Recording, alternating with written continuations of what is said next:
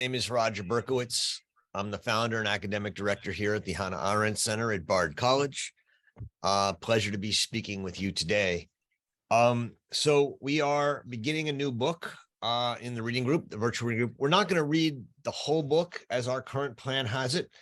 The book is Responsibility and Judgment. It's a collection of essays edited by Jerome Cohn.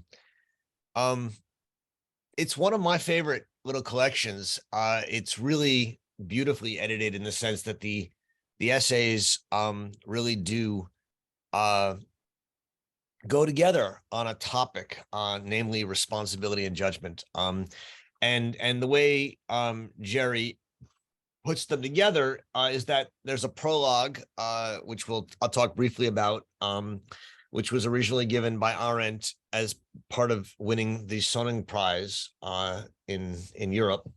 And then there's 4 essays of different kinds on the question of responsibility. We could even say judgment, but in a more theoretical sense. And then there's 4 shorter pieces in which she looks at particular acts of judgment. One of which we just recently read, Reflections on Little Rock. Another is her essay on her review of The Deputy, the Hochbuch play about Pope Pius XII. And then the text Auschwitz on Trial, about going back and thinking about what Auschwitz means and whether to put the people on trial. And then Home to Roost, the last talk she gave in 1975, which is a kind of masterful attempt to render justice and make a judgment against the political class of the United States in the wake of Watergate and the Vietnam War. The way I've scheduled it for now, we're not going to read the last 4 essays on judgment, which we should at some point, and maybe we will change our minds. But we're going to read the first part of the book on responsibility. Today, personal responsibility under dictatorship, and then the next sessions on some questions of moral philosophy, collective responsibility, and thinking in moral considerations. These are in some sense anomalies in Arendt's work, because they are real attempts to deal with moral questions. And as she says in what we read for today, and we'll say again in many of these excerpts or essays, she wasn't really comfortable as a moral philosopher. She never thought of herself as a moral philosopher. And so these are questions and concerns that I think she came to some degree unwillingly, right? Based on the situation and the times she was in. And you'll see that that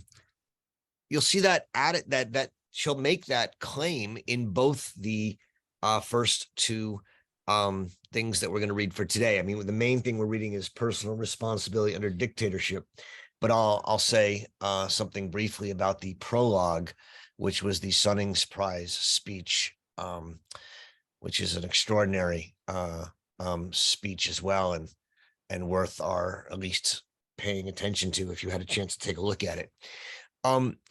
She got this award, and it's a major award for sort of someone who contributes to European humanism and European culture.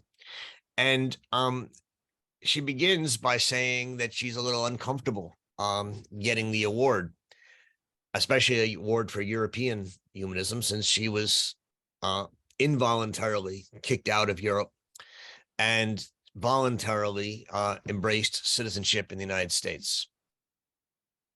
And her arguments for voluntarily embracing citizenship in the United States, she states clearly on page 4 of the prologue, where she says on page 4, "When I came to the United States, I found the freedom of becoming a citizen without having to pay the price of assimilation." Right? This was her experience as a Jew coming to the United States in 1940, that she could be a Jew and be an American. And that was for her the first time she had that experience.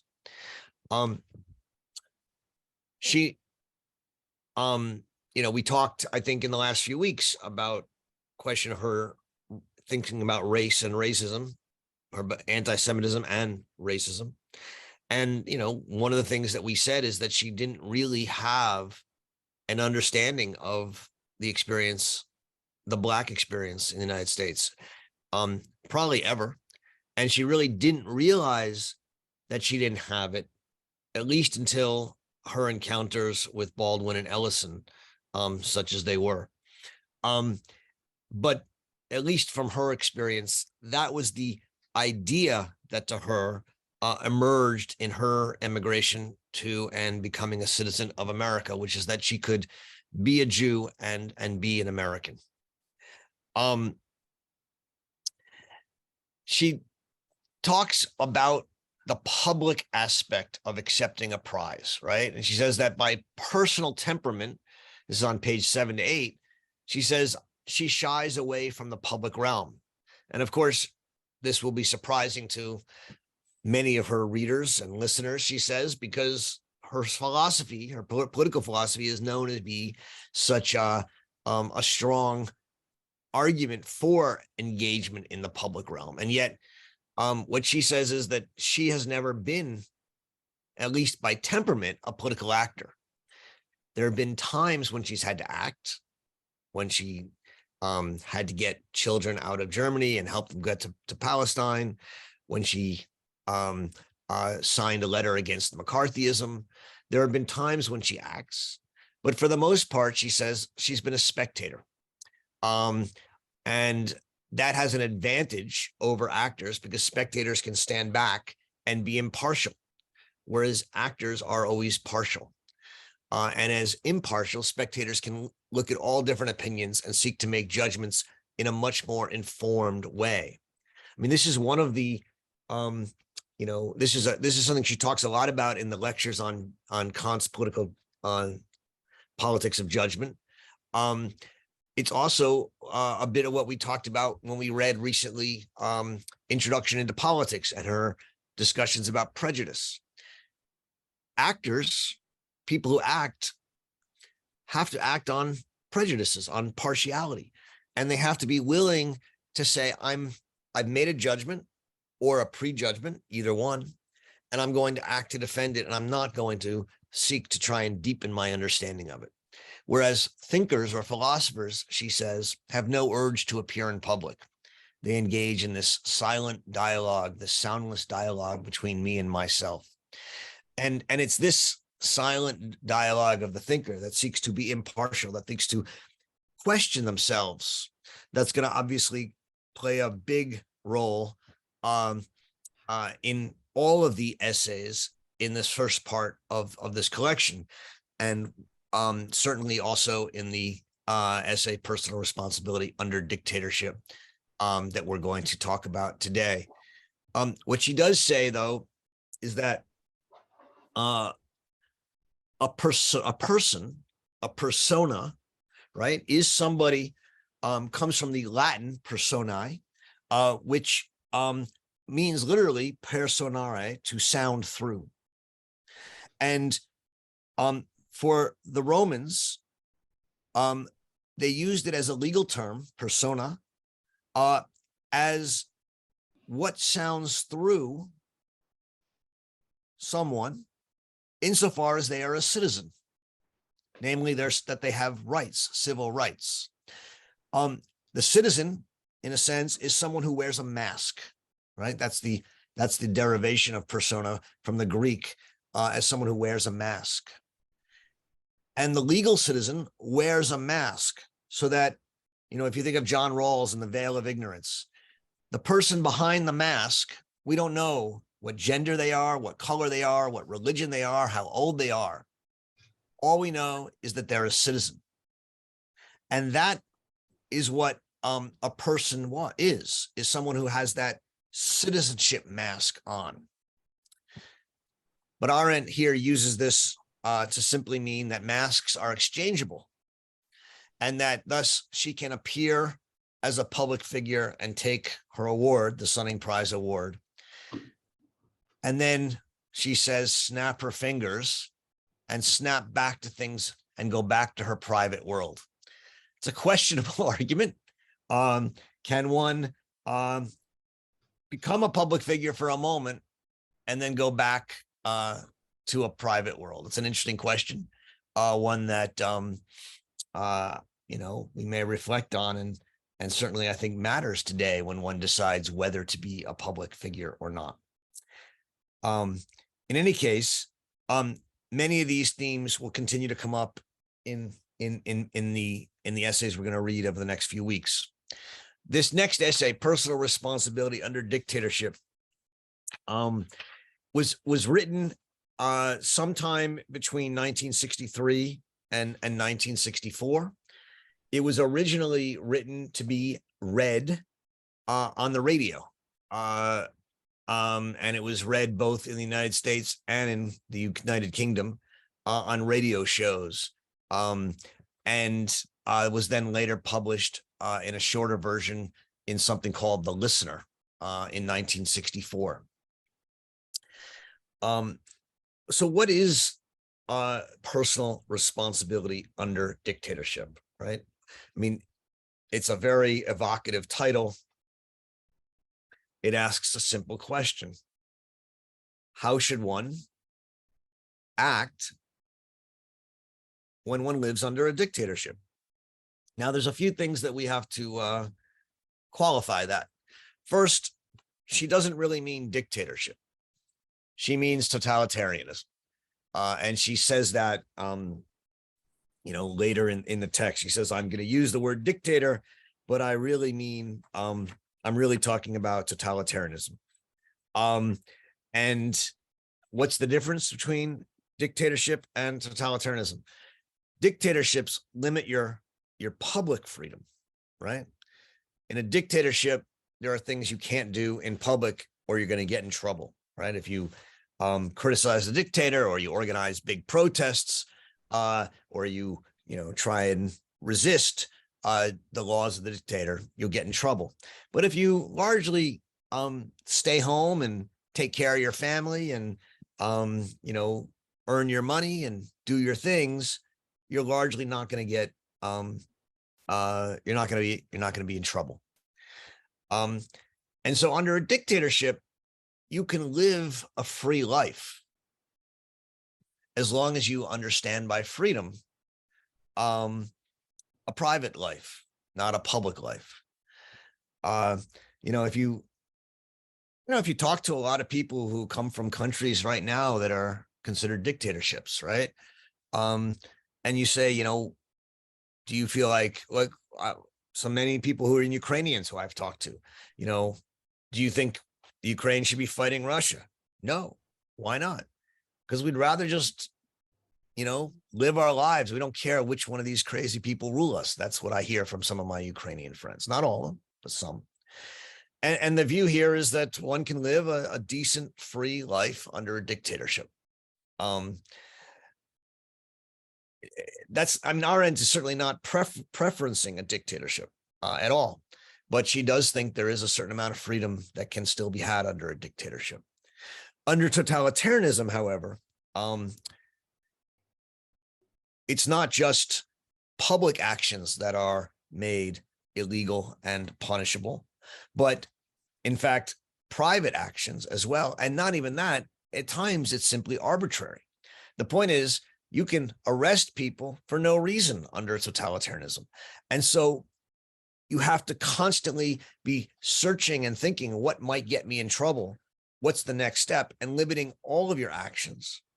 And so the erasure of freedom is not just your public freedom, but is also your private freedom as well, which is why she would call totalitarianism total domination in the origins of totalitarianism. And so she asks this question, if you're living in a system of total domination, what is your personal responsibility? how should you act? She raises the question originally, she says, through controversy that emerged through her writing of the book Eichmann in Jerusalem. Emerged, she says, touched off, not caused, because she doesn't think her book caused the controversy. She thinks that people responded to her book not by reading her book, but by responding to a book that she never wrote. Excuse me. And the lesson she draws from it is that she says, I had somehow taken it for granted that we all still believe with Socrates that it is better to suffer than to do wrong. So this is, if you'll recall, Socrates in the Apology and the Credo is asked by his friend to escape and leave Athens because he's going to be killed. And Socrates says, no, for me to escape would be to do a wrong. It would be to do a wrong to the polis and the laws of Athens, which I have suffered. And yes, what they're going to do to me, kill me for being us, for doing what I think is right, and I think helping the polis is a wrong.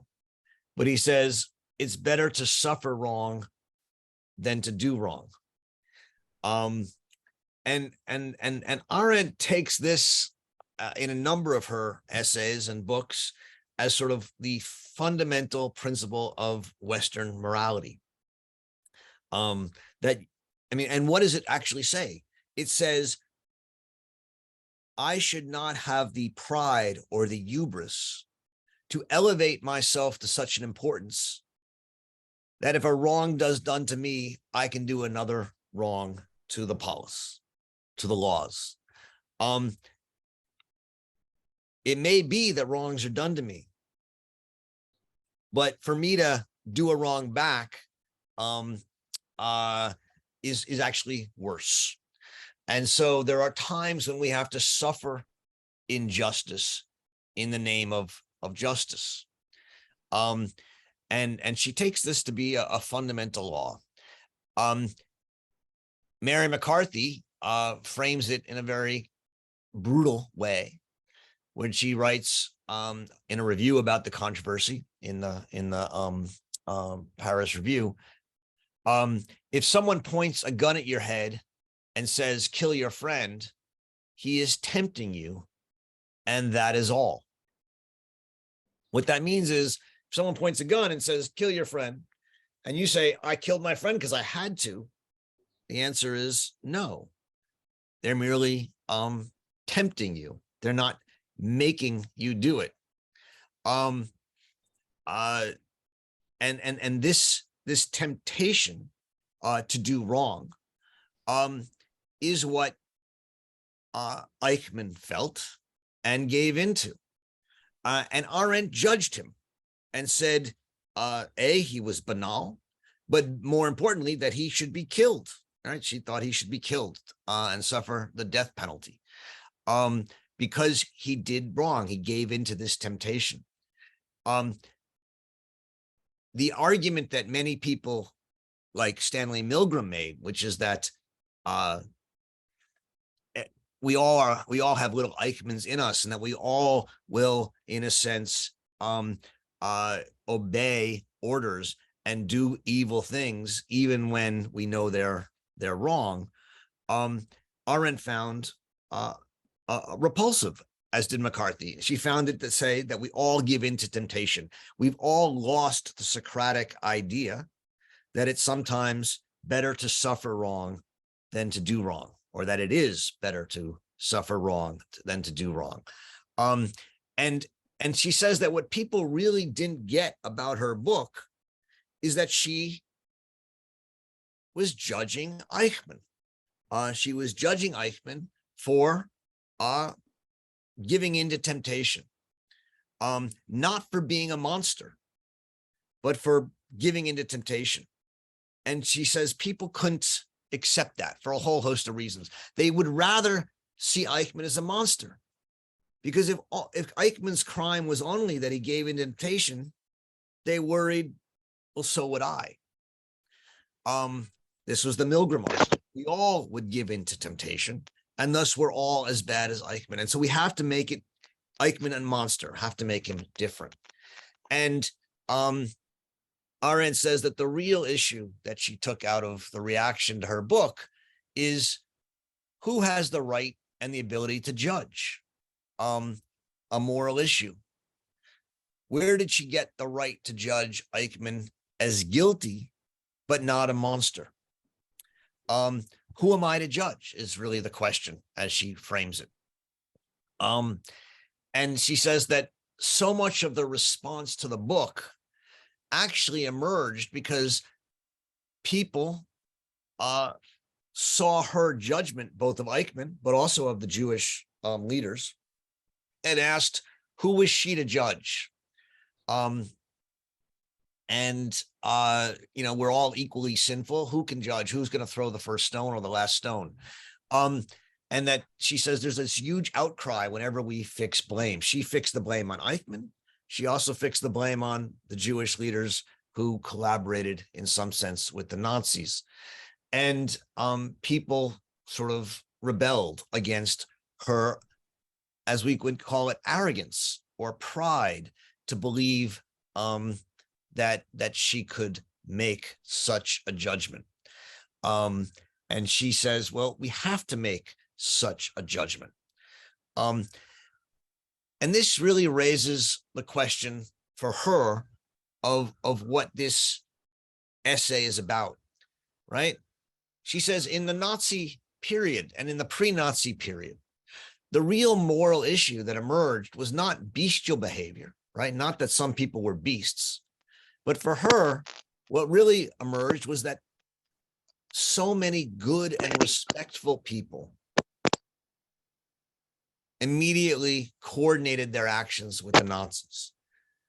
They were judges, they were professors, they were policemen, they were interrogators, whoever they were, and they didn't want to miss the train of history, as she puts it, on 23 and 24. And thus overnight, they changed their opinion. And a great majority of public figures simply fell in line with Nazi views that they had just days, weeks, months, years before found to be abhorrent. You can certainly see this in the phenomenon of how public figures responded to Donald Trump. How many people called Trump a buffoon, a clown, dangerous, a moron, and then within weeks or months changed their tune and suddenly became supporters of him. And she says that what really disturbed us, her, on page 24, she says, what disturbed us was not the behavior of our enemies, but of our friends. Our friends that didn't bring the Nazis to power, but they were so impressed with the Nazi success that they then became coordinated with the Nazis, even if they never fully embraced the Nazis. And so she says, this really does for her raise the question of what is personal responsibility under totalitarianism, under dictatorship. And she breaks it into two parts, personal responsibility and then under totalitarianism. And in talking about personal responsibility, she says, I'm not talking about political responsibility, right? On page 28, I'm not talking about what we should do when we are in a political situation and we have to respond politically. Like Hamlet says, the time is out of joint, O cursed spite, that ever I was born to set it right. And she says, well, if we're in a political community, we have to act, we have to be citizens. That's one kind of responsibility, but that's not what she's talking about. She's also not talking about collective responsibility, that we're all are guilty, none are. She's also not talking about the cog theory, right? That, Eichmann was just a cog or anyone is just a cog. She wants to say none of that's really what she wants to talk about, because all of that deflects my responsibility as a person. What do I do when confronted with a totalitarian system. And I mentioned the difference in a totalitarian system and a dictatorship, which she talks about on page 32. She says that under totalitarianism, now we're on page 40 and 41, under totalitarianism, we need an independent human faculty, unsupported by law and public opinions, that judges in full spontaneity. Why is that? Because in a totalitarian system, the laws are actually immoral, right? I mean, the laws say kill the Jews. The laws say don't let Jews be professors. The laws say don't let blacks ride in the front of the bus or own this property or do this or do that. In a totalitarian system, to obey the law is to be immoral. That's the crux of the matter for her. And so it's under a totalitarian system, unlike under a dictatorship, where if you're going to act morally, you actually have to be willing to break the law. And that means you have to be willing to judge independently of law and public opinion. That's the question she's raising here. How can we and how do we, in such a world where the whole world is turned upside down and law abidingness is to be evil and breaking the law is to be good, how do we determine when to be good, how to be good? She says I would sort of need a whole theory of moral judgment to fully flesh this out, and I'm not going to give you that, she says. But she is interested in, she says, two questions, right? Which really I think are three questions. The first is, why did a few not collaborate? Why did some people judge freely, spontaneously, and resist the immoral totalitarian laws? Only a few did, she said, but why did they do it? And her answer is simple, I think, and yet I also believe powerful. She says they dared to judge for themselves. This is on page 44. She says the answer to the first question, about 4 lines down, is relatively simple. The non-participants, called irresponsible by the majority, were the only ones who dared judge by themselves. And they were capable of doing so, not because they disposed of a better system of values, or because the old standards of right and wrong were still firmly planted in their minds and conscience. On the contrary, all our experiences tell us that it was precisely the members of respectable society who had not been touched by the intellectual and moral upheaval in the early stages of the Nazi period, who were the first to yield. So what she's saying here is a few things: that the people who did not coordinate, the people who resisted, the non-participants, why did they not participate? It wasn't because they had good, respectable moral values. In fact, the people who had good, respectable moral values are the ones who did coordinate with the Nazis. They simply exchanged one set of moral values for another because they were used to obeying. They were used to following rules. They were not used to judging for themselves. And it was really those few who were used to judging and who felt the ability to judge for themselves, who dared to think and judge for themselves, that could resist that kind of the totalitarian change in ethics. And she writes, their criterion, I think, was a different one. They asked themselves to what extent they would still be able to live in peace with themselves after having committed certain deeds. And they decided that it would be better to do nothing, not because the world would then be changed for the better, but simply because only on this condition could they go on living with themselves at all. So the people who withdrew from society and did nothing the non-participants. Simply, they thought for themselves in the sense that Arendt thinks of thinking. They had the silent dialogue with themselves. And they said, if I do this, could I live with myself? And they said, no, I can't. And that independence of thought led to an independence of judgment that allowed them to pull themselves out of the public opinion of the many. So what made those who did collaborate do so if they are not monsters? Arendt doesn't give a full answer to that. But she does think that the answer is, in some sense, that those who did collaborate did so because they actually did support what was happening. Not in the sense that they were monstrous, but that they decided it was better to obey. And obedience, she says, carries with it a belief in support. Those who seem to obey actually do support. And a big part of her argument here comes down to her discussion of what's called the argument of the lesser evil, the fallacy of the lesser evil, or the argument of the lesser evil. Basically, the lesser evil argument says it's better for me to obey and be part of society and remain a policeman or a judge because I know how bad Hitler is, or I know how bad Trump is, but I'll at least be able to, on the margins, make a difference.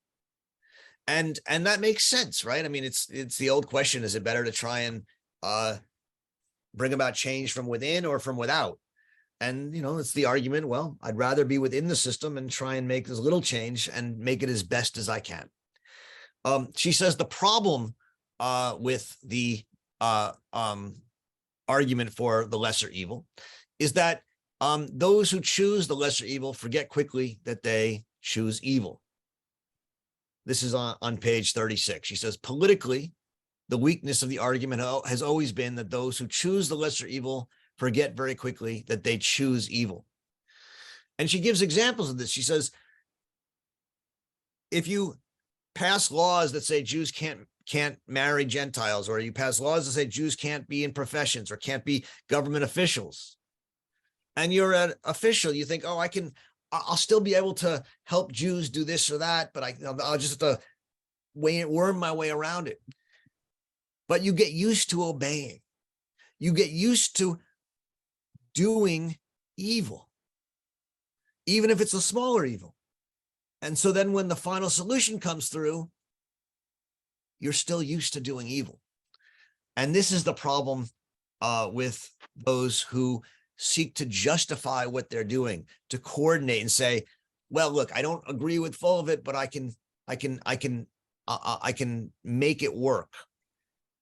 They stop being able to see evil because everything is a relative evil. And they get used to doing evil. And then as the steps of evil go up, they just are unable to get off the escalator. And so what is the political responsibility under totalitarianism or under dictatorship? It is to some degree for Arendt to refuse evil, to drop out, to either leave, emigrate, or like her friend Karl Jaspers did, to simply go into internal exile. And so this is a controversial argument that I think she's making, which is that what should, if I don't think that the Trump administration ever became totalitarian, but I think there was certainly proto-totalitarian elements to it. What does an official do? Do they try and stay in the government and make it work the best they can and do evil in the hope of preventing greater evils? Or do they leave? Do they drop out? Do they go into exile, internal exile, or exile? I think it's a big difference. I am not trying to equate what happened 4 years ago with what happened under Hitler. And I think it's an important difference, and that's why I think it's a harder question here. But I think the kind of question she's asking is the same kind. At what point do you have to withdraw and cease to operate and participate in the public systems once a system has become totalitarian or proto-totalitarian? So that's the question, and I think her answer, as I understand it in this essay, I've always really loved this essay. That beginning of my career writing about Arendt, this was an essay that I wrote a lot about. It's interesting. I don't think I've read it now in 10 years before today. I haven't, it's sort of coming back to it, having not read it in a long time. So it's been a lot of fun. I look forward to hearing what you guys think about it. Again, please be civil in the chat. And if you'd like to speak, please raise your hand under the reactions button, raise hand. And I look forward to discussing with you. Thanks very much. Hannah, you got to unmute. I loved this essay. And just a few Hannah, things. you there? Oh, can you hear me now? Can you hear me? I don't We can know. hear you. I can hear you. You can't we hear can, her? we can hear her. Can other people hear Hannah, or is it just me? Yes. Oh, okay. I can hear. I'm sorry. My volume was off. I apologize. Go ahead, Hannah. Okay. Yeah, I love this essay. I thought it was really, really fascinating. I just kept thinking, you know, the phrase, don't just stand there, do nothing, you know, it's like it could have been the subtitle of it. But I just wonder if, you know, couple of things, if she had used the term the unthinkingness of evil instead of the banality of evil, probably would have been so much less controversial when you think about it. You know, it's the banal that is just so incredibly problematic. So I just I thought it was really interesting. I just wonder,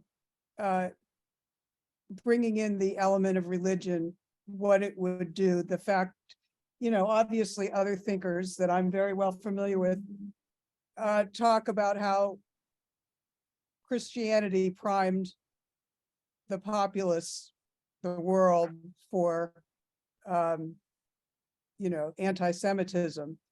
And she doesn't really want to, she universalizes. One of the reasons she didn't want the trial in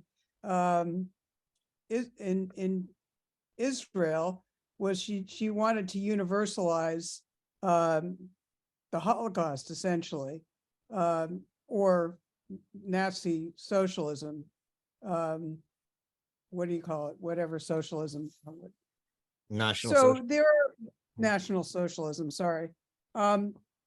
So of course you've got the Goldenhagen thesis, in which he says they all were culpable. They all knew what was going on. Thus were they all unthinking. But I just think it was an incredibly important point that she made, that, and it also very much relates to Eichmann in Jerusalem when she was talking about the Judenrat, the Jews who said, okay, I will be the leader of this, of the ghetto. I will, you know, I'll hire the policeman.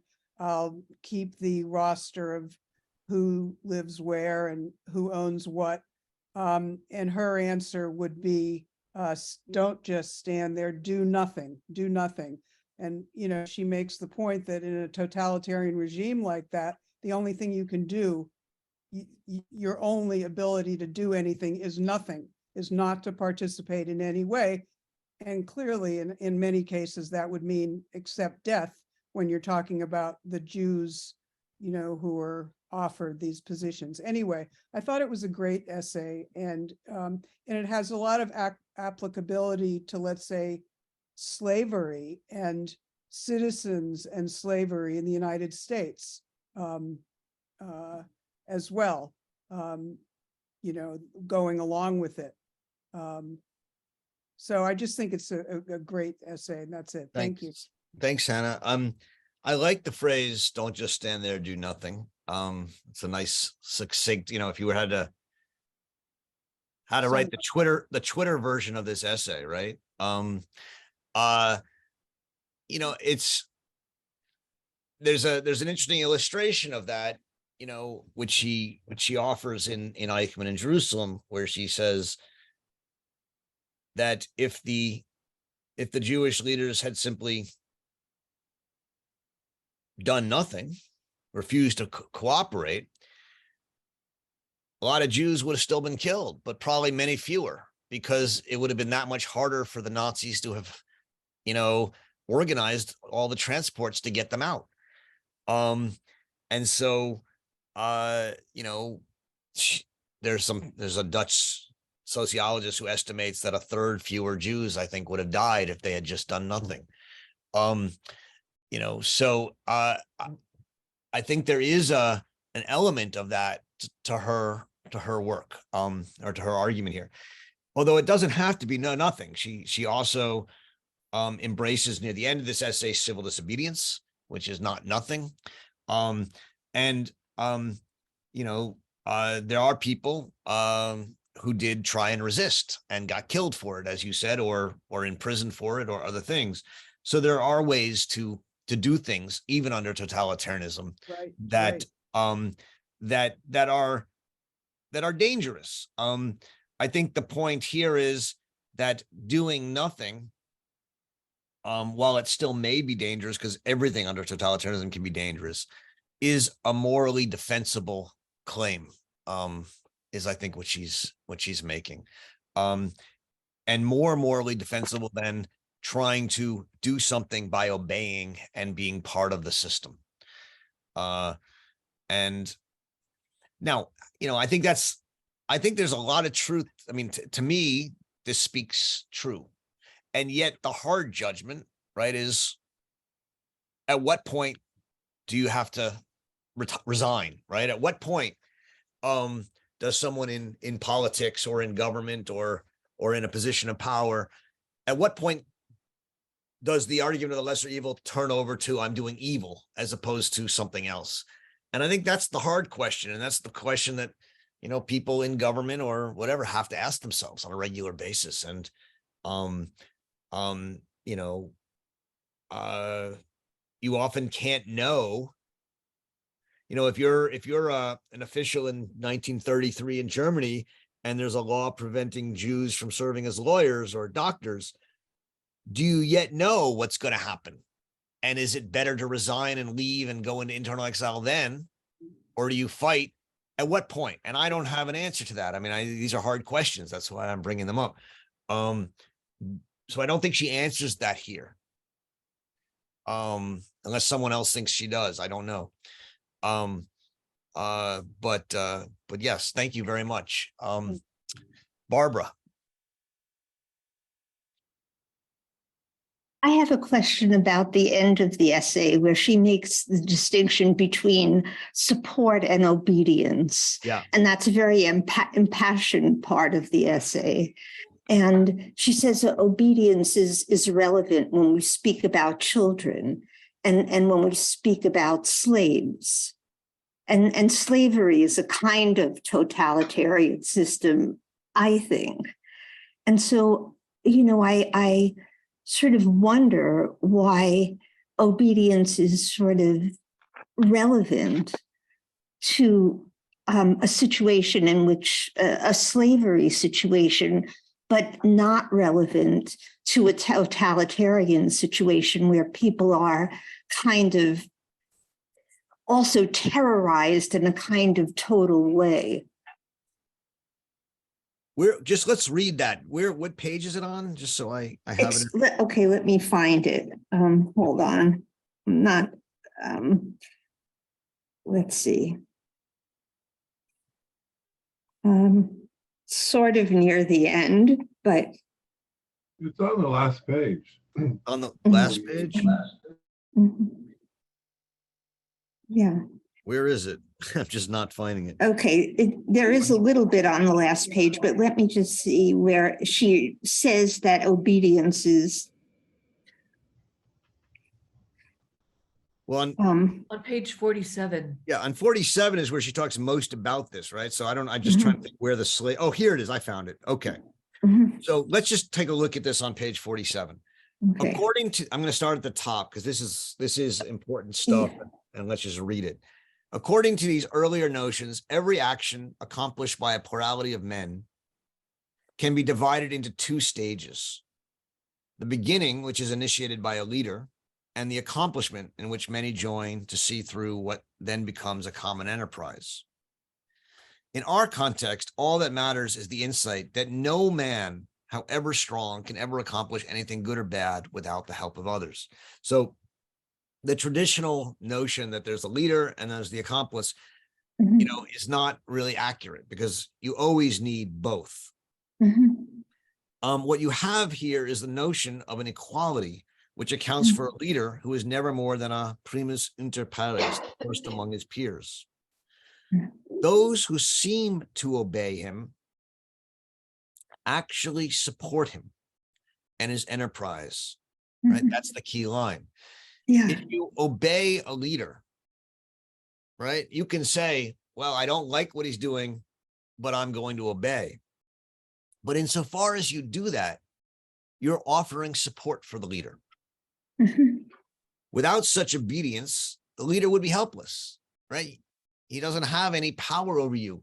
And thus, she'll say, in politics, obedience and support are the same. That's at the end of the Eichmann book.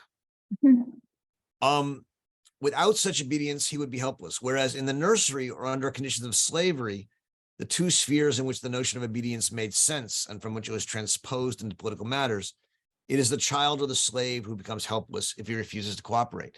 So a child Yeah. doesn't cooperate with their parents, can't oppose their parents. The parents do have power over the child because the child needs to eat and they need to be taken care of. And so there is a power there. The parents don't need the children need the parent. Same with the slave. The slave, I mean, I think the slavery one is Right. complicated. It's complicated. Yeah.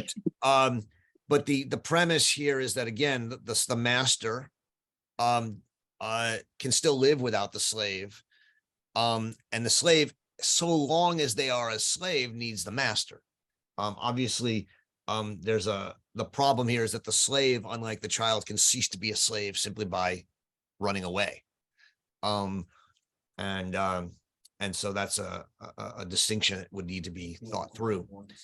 But what she's saying is that in politics, there's no childlike or eternal slave-like condition.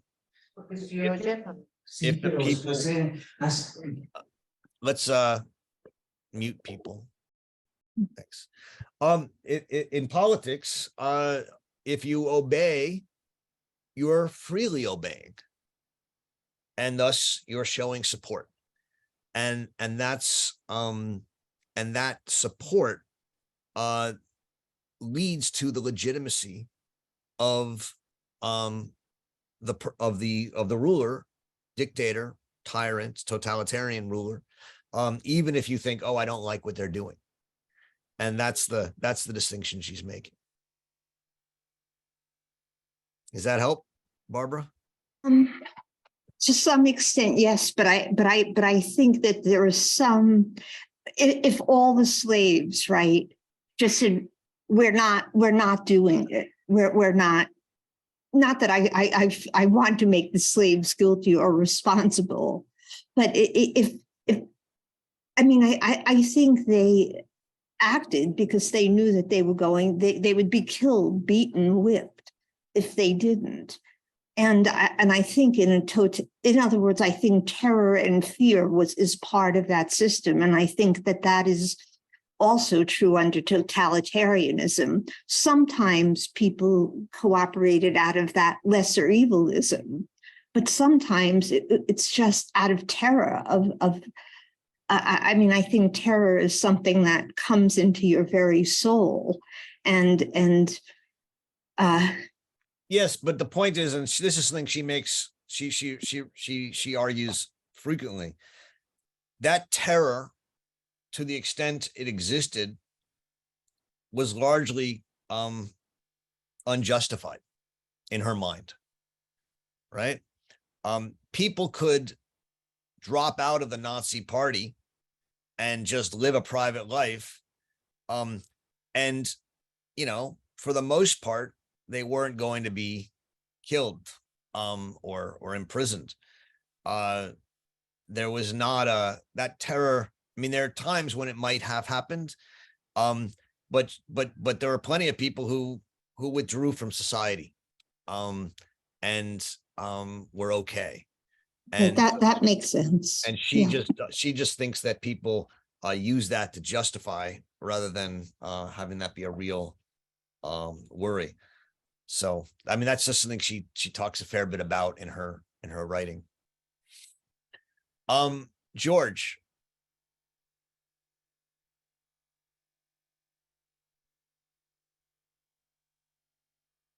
George, I don't hear you, so I hope you got to unmute. I'd like to pursue that a bit. She tends to over-intellectualize situations she hasn't experienced. For example, there are no ghettos in Germany of the kind that say there were in Poland, and certainly there were no ghettos at Washington Heights. Yet she inserts herself into that particular argument. And the other thing, like for instance, Karl Jaspers. I think he came from a banking family, and I think on both sides, his family had been in politics. I think he was pretty well insulated from the kind of problems that, let's say, Jews who were forced to collaborate in ghettos because at the peril of terror in their lives. I don't think that's a very good comparison. Somebody like Jaspers was married to a Jewish woman. Yeah. And so obviously that made him suspect, and he was allowed with his wife to live on one street in Berlin throughout the war, as were other mixed marriages. But to do so, he had to fully withdraw from public life of all. Yes, but his whole family would not be killed. Yeah, that's right. And there's a difference with that. And let's say the Warsaw Ghetto. But I mean, she's not talking about Jews here, right? She's talking about Germans who would coordinate. I mean, who is she talking? She's talking about Heidegger. She's talking about Schmidt. She's talking about many of her friends and colleagues and other intellectuals who had no interest in or a love for Mr. Hitler, and yet immediately became part of the Nazi regime once they took power.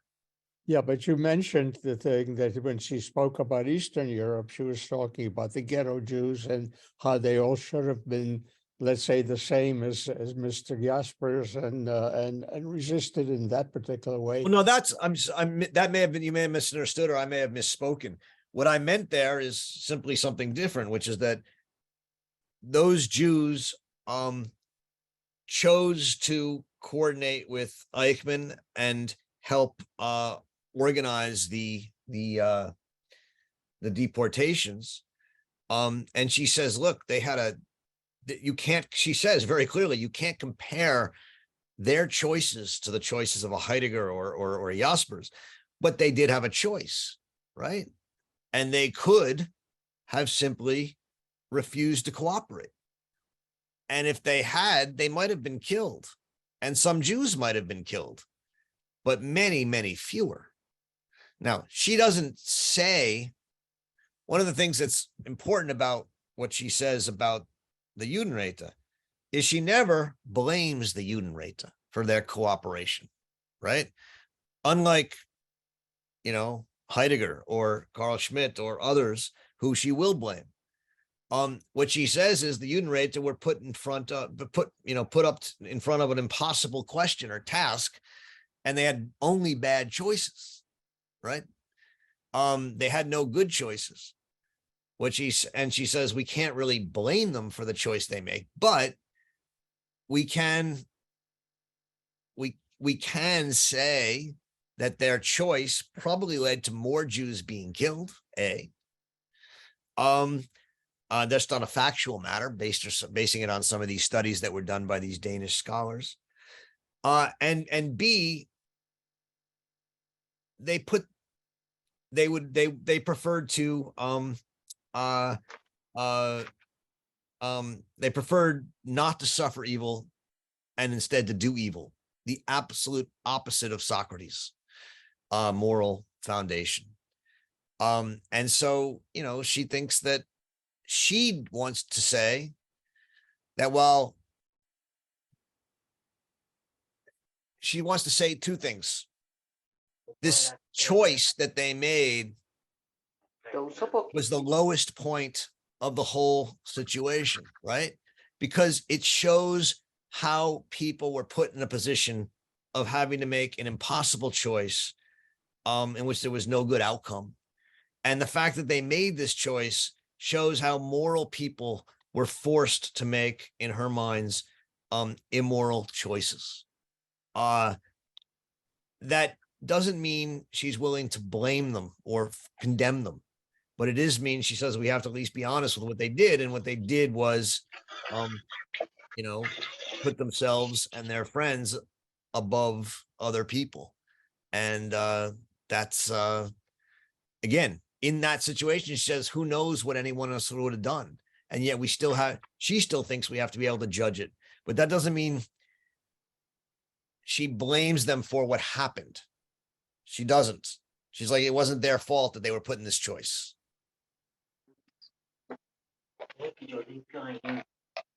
Can everyone just mute themselves? Or Yana, can you help me and mute everyone so we don't have background noise? Zara. Hello everyone. Hi, everyone. Thank you for the great explanation. This chapter was actually too relatable for me, and I didn't have to imagine much about living under a totalitarian regime. But I think there was another aspect of it, maybe less spoken of. When we make the distinction between, I currently live in Iran, that's the context. But we make the distinction between those who follow the orders and those who dare to judge for themselves. And we actually, as you explained very well, when you dare to judge for yourself, you're trying to have that freedom of unexpected consequences.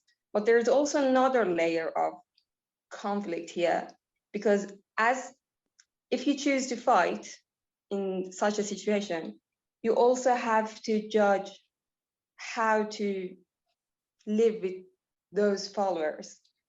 And that's actually, I think, that's the most challenging part, because when you have your judgment, however difficult it is, there is a point when you reach that authentic opinion. But then every day, you have to have that connection and interaction with those followers who are actually, by the way, they are maybe majority of your society. And then every day you have to decide how much you want to put in from your energy, from, I don't know, like your mind, everything. You have to decide, okay, am I going to start this battlefield?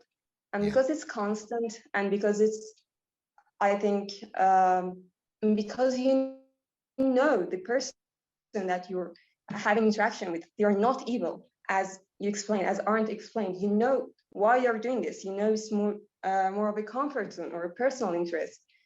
That's actually makes it much more difficult because you have the sympathy. You know the reasoning behind it, and you know that the reasoning is actually logical. And that's the challenge of, I think, actual politics versus theory politics, because in the details of your everyday life, you know something that's right. You know that if you want a society to move forward, the problem of a group should become the problem of everyone. So you have to engage the personal interests of those who are not, whose life is not at stake under a totalitarian regime. But then you have the tangible everyday decision of actually putting someone's interest in danger, someone who's actually a really good person maybe, but they're just too scared, or just, I don't know, too much in their, as you said, they just don't use to think for themselves. And that's when I think theory just doesn't keep up with the reality of life. So I think that was also another layer that maybe was a bit absent, but I think it was worth mentioning that. Oh, thank you. Are you actually in Iran? Yeah, I live in Tehran. Okay. Well, thank you for being here. I think, your point, is right on. I mean, and it sort of goes to what I was saying about with George, which is that, the Judenräte, you can't, they're put in an impossible situation, right? And there's no theory that can tell the Judenräte what to do. I think that's what you're saying, and you're absolutely right. There's no moral theory that's going to tell someone who's being told by the Nazis, give us the names so we can deport people, or else. What are you going to do? And it's easy to judge outside of that, and yet it's hard to be in that situation. And Arendt, understands that. I think rightly so. That said, well, that's different to some degree for people who are officials and people in the government, who have their own decisions to make, and it's probably has less impact. But even for the Judenräte, or for people in Iran in this kind of situation, we have to, she says, think through what our coordination with evil means. And in the end, it means support. And we can't hide that from ourselves. I think that's the insight I would take from the article in that kind of situation. There may be reasons you feel the need to engage in that support, or someone does. And it's hard to judge someone personally in that kind of a extreme situation. And yet that doesn't mean we can't reflect on it. And I think, right, I don't know, what do you I mean, put in that situation, who knows what they would do? And yet, is it helpful to reflect on it and say, by obeying, thus supporting, we are, in a sense, whitewashing evil? That's what she's saying.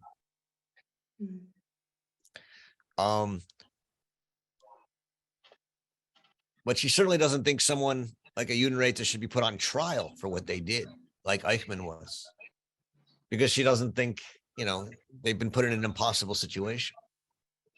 But that doesn't mean we can't judge it. I don't think it means, unless you think no one can judge anyone else. I do think you can judge, but I think and I'm not disagreeing with her. I just think there is a subtle difference here between an opinion, because opinion is just so, I don't know, it's just so certain. You know what's right, even if you fight so much for gaining that opinion, for having it, and for being authentic. But there you have it. But to actualize what you believe in, it's actually, I think it's funny how dependent it is on maybe so banal elements. The other day we were talking with my other female friends over lunch, and this was a shared experience. Everyone was saying that every day when we wake up, we decide how much we want to fight, like which battlefield are we going to choose, because right now this situation is that okay, maybe they're not sending police in the streets, but they are putting the interest of Uber drivers or just I don't know, the guards, the security guards, and they are trying to say that if you don't like become an agent for the law of the state, your life is going to be at stake. And I think even they're making it vague for them as well, so they don't know what's going to happen for them if they disobey or they don't have the participation. But most of them are afraid, and they're rightfully so, because it's just unstable, it's unexpected, and that's why it's not free, according to Arendt. But then you know what's right, you know you should stand for what you think is right, but then that person just looks nice or just tired or just then you decide, okay, I don't want to do that right now. And that's just every day and every hour of every day. So the uncertainty of actual life, I think it's something that's missing here. But certainly not that opinion is not it's worthless or anything like that. Yeah, no, I think that's a great point. I mean, if you withdraw from life, you have to withdraw every day, right? If you withdraw from, and at some point, how do you live?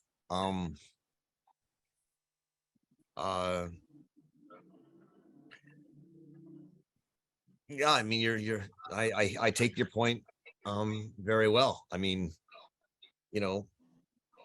if you're living in a totalitarian country where anytime you participate, even as an Uber driver or as whatever, you either have to work with the state or be fired, and maybe worse, how do you survive? I mean, I take that to be your point, right? Yeah. And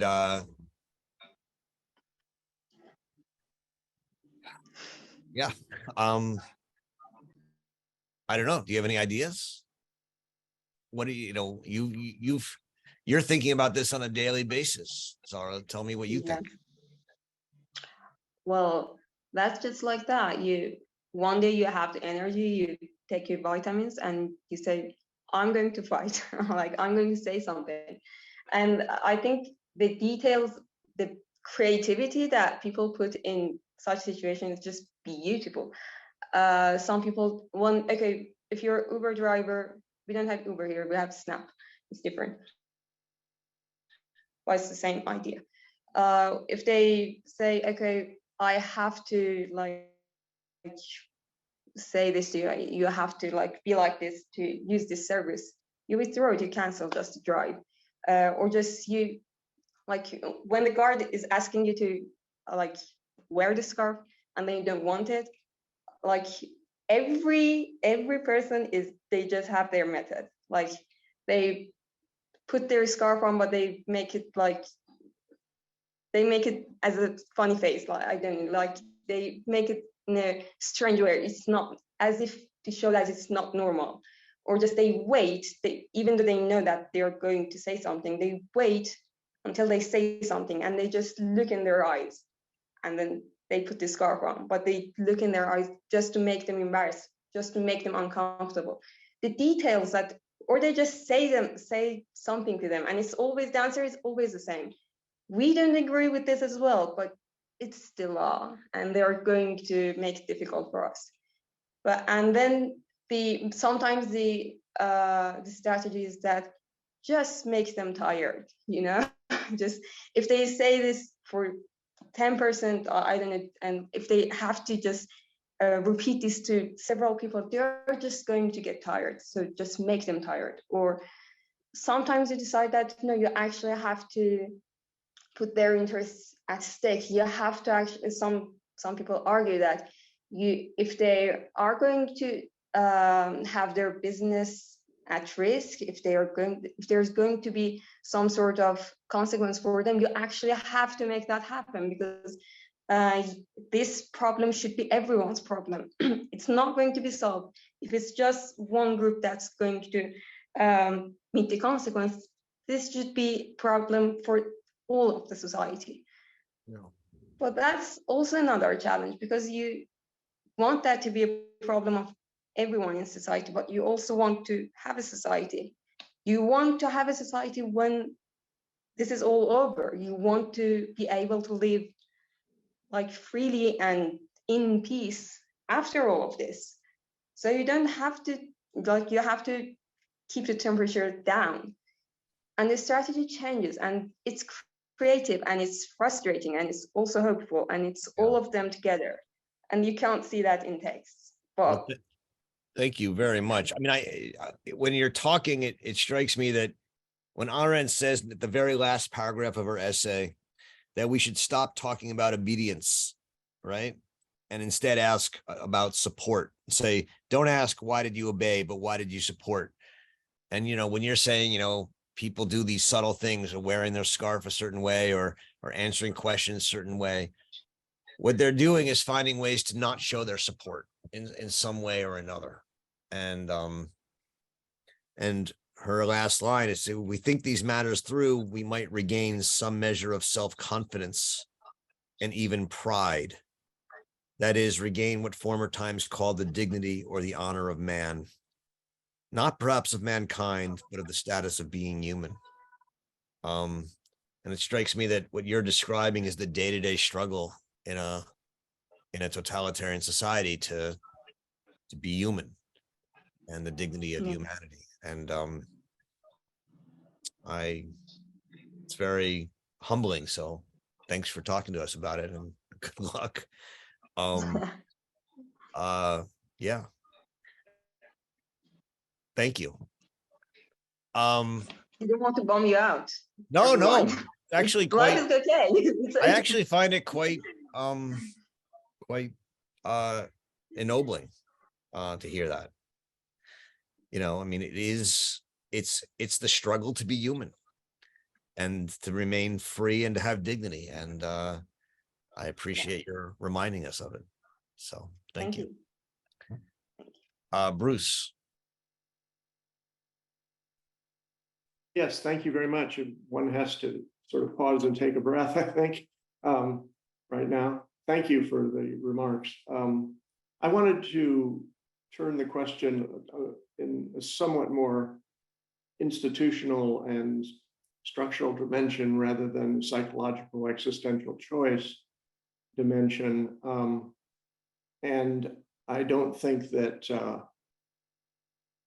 well, I'm not sure that this does not apply to Western democracy, capitalist democracies, as well as it applies to other regimes that we might more readily label totalitarian.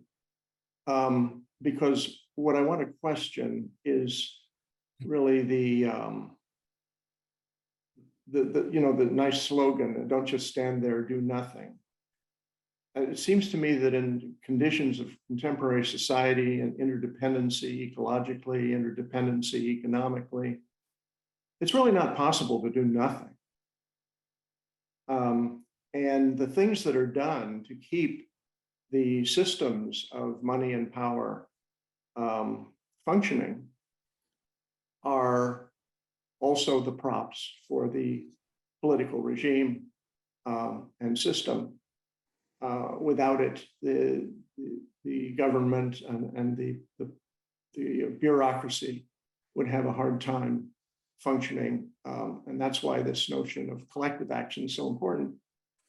But I think that perhaps Arendt was using a sort of model of the public versus the private, where it was possible to, actually, I think there's a story about Socrates. He was asked to fight by the dictatorship of the 20 or something. He was asked to fight, and instead he went home. That kind of image is part of our Western political tradition. But I really think it's a bit misleading. And the systematic question I wanted to raise was that the modern totalizing governments are actually not consolidating their rule simply by intimidating certain individuals and threatening them with violence and so on, the things that certainly do happen. But they're actually they're trying to change our way of thinking, to think that it is possible to do nothing, that it is possible to go home and be private and not contribute to the regime or the economy or the state of affairs in society. So I guess I'm left with a thought that in this conversation, if we make it structural, we really are going to have to think very hard about notions not only of judgment and responsibility, but notions of complicity. Where do we draw the line? Direct and indirect support. Even if we make the distinction between obedience and support, support itself has many forms and is much more pervasive, perhaps, than we are taught to think it is. And it's that kind of comfort with, I'm just a private guy, I'm just taking care of my family, I'm just doing my job, I'm not political.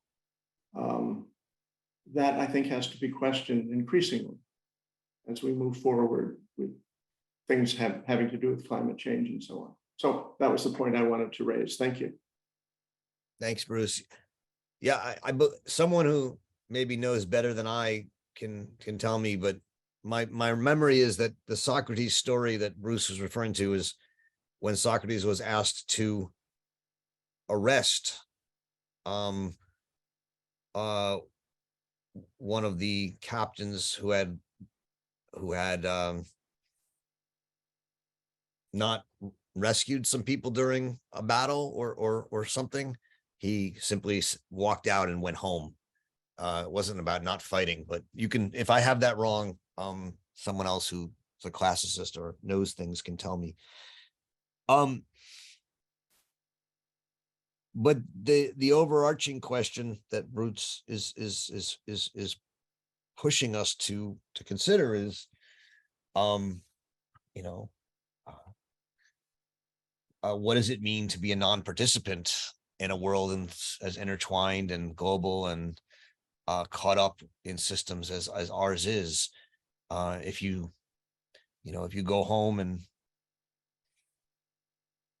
use your car, you're using gasoline or electricity, or if you use electricity, what does that mean? And if you if you take a hot shower, what does that mean? And so yes, there are certainly ways in which every act we participate in can have a moral implication of some sort. Arendt doesn't raise these questions in her work. We have to at least be aware of that. At least not usually. Why? Well, I don't know, but partly I think maybe because she's still focused on the possibility of freedom and political freedom, but also personal freedom. She's not she's not engaged in the fight against all systems of oppression. I think, Bruce, right? She understands there's going to always be some oppression and some limits and some systems that we are caught up in.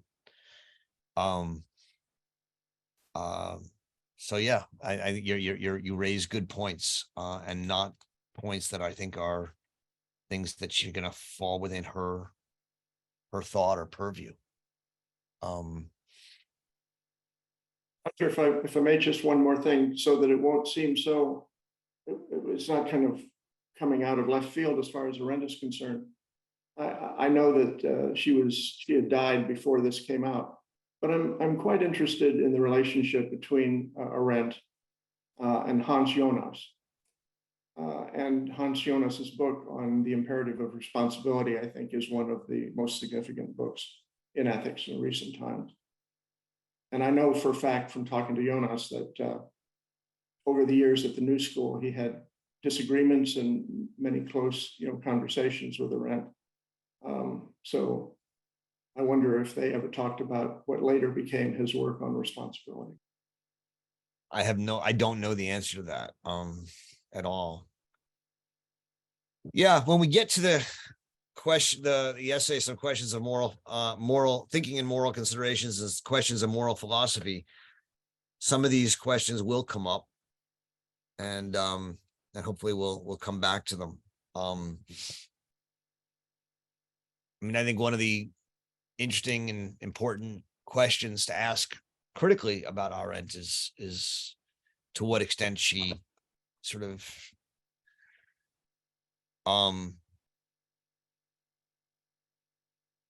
gives a pass to exactly what Bruce is talking about, right? Which is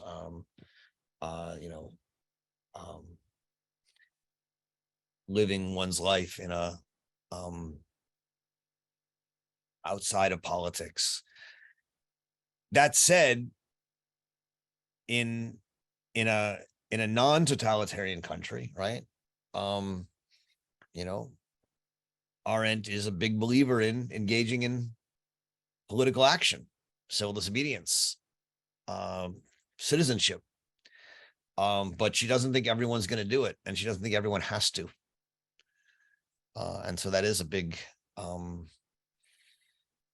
difference for her. For her, it's never going to be everyone who's going to engage in politics. Most people don't want to. And so we can't blame them for that. She doesn't blame them for that. All right, Vigdis. Yes, I too like this, and I like this as Arendt often has this relation between experience, thinking, and judgment.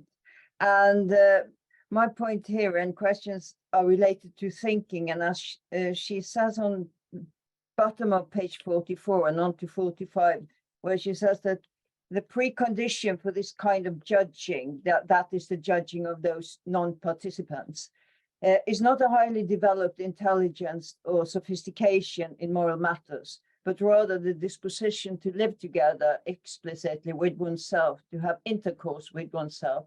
That is, to be engaged in that silence dialogue between me and myself, which since Socrates and Plato, we usually call thinking. And she also said down, when she talks about the different people, that best of all would be those who know only one thing for certain, that whatever else happen, as long as we live, we shall have to live together with ourselves. And this is what she has, this relation between thinking and morality. So my question is really what relates to this kind of having to tie thinking with morality, which I think is important myself. But I always have this question also that what makes us think, that's one thing. And then there is also, has this dialogue partner, those who think, always the same basic moral values?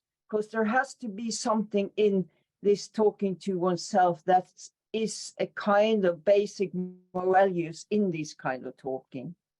And the third question is, does the practice of thinking make it easier to know what to do when you are in difficult situations? Because I think to think and to have this kind of habit of think through things, and I think also Arendt says this, those people who usually ask questions about things, who are kind of skeptic, not that skepticism is something good in itself, but this habit of not just go along with things, but stop and think, as you would say.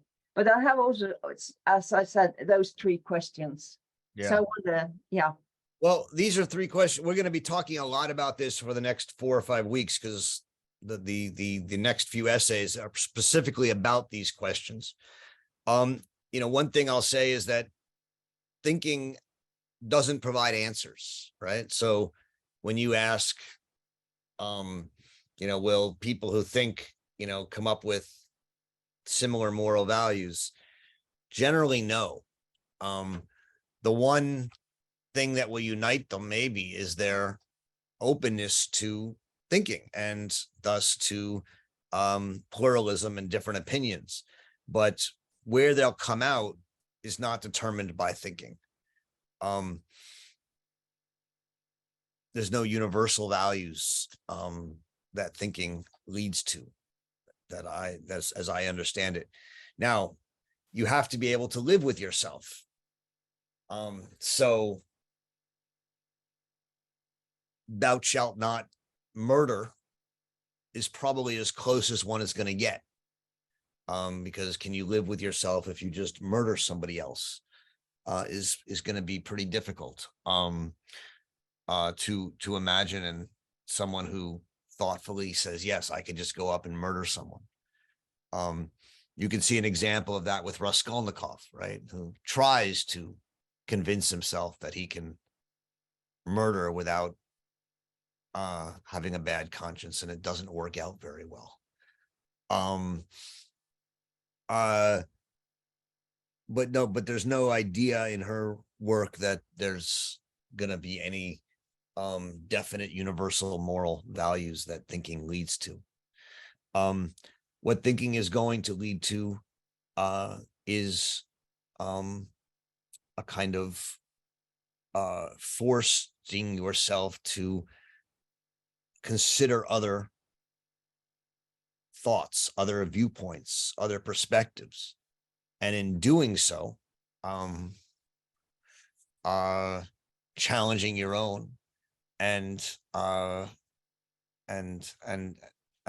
hopefully opening yourself to being persuaded, at least in part, to change your viewpoints if they are if they don't hold up.